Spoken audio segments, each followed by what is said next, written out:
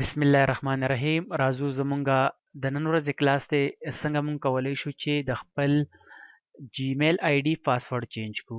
فار ایگزامپل دغه پاسورډ دی چې غواړئ چا معلوم کړی اوس غواړي چې دغه پاسورډ ته چینج کړي.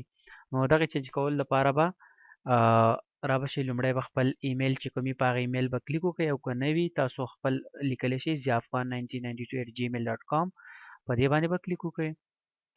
بیا به د تاسو نه پاسورډ وغواړي چې د آی ډي کوم پاسورډ وي هغه پاسورډ به تاسو ټایپ کړئ او هغې نه بعد به نیکسټ بټن کلیک کړئ. کله چې نیکسټ بټن کلیک کړئ نو لږ انتظار وکړئ تر څو جیمیل زموږ سره لوډ شي.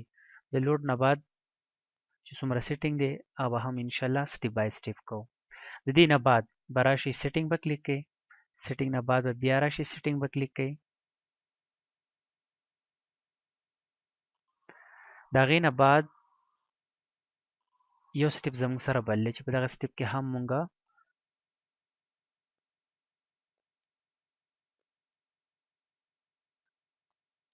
لوډینګ کوي. ښه د دې نه بعد به راشي اکاونټ اینډ امپورټ په دې باندې به یو کلیک وکړئ. هغې نه بعد به بیا چینج پاسورډ کلیک کړئ. نو چینج پاسورډ چې کله کلیک کړئ ښه اوس په دې وخت کې له تاسو نه ټو کنټینیو فرست ویریفای یور پاسورډ نو غواړئ چې دغه پاسورډ تاسو نه لومړی ویریفای کړئ چې آیا دا اکاونټ ستا خپل دی که نه. نو کوم پاسورډ چې اوسنی ستا کوم پاسورډ دی هغه پاسورډ به ولیکئ او نیکسټ پکې بیا به د تاسو نه کوم نیو پاسورډ تاسو چینج کول غواړئ هغه نیو پاسورډ به تاسو نه وغواړئ او دغه سیټینګ به زموږ سره سیو شي.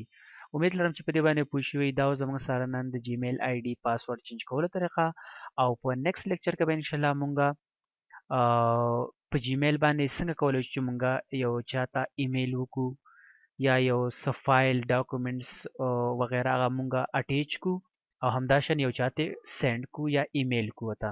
نو دغه لیکچر به انشاءالله زمونږه په نیکسټ ویډیو کې تر دې مهاله درنه اجازت غواړو. د الله په امان.